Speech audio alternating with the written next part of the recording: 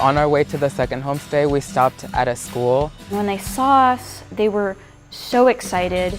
This was one of the first time they'd ever had a group of foreigners come to teach them.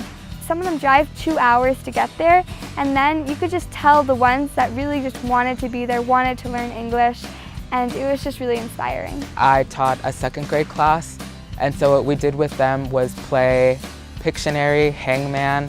That was really difficult, to put yourself in a situation where you don't speak the same language as 20 students that you're standing in front of. As experimenters, we kind of had to figure out how to push the shyness aside and get them motivated and fired up to play games and be open to making mistakes when they're speaking English.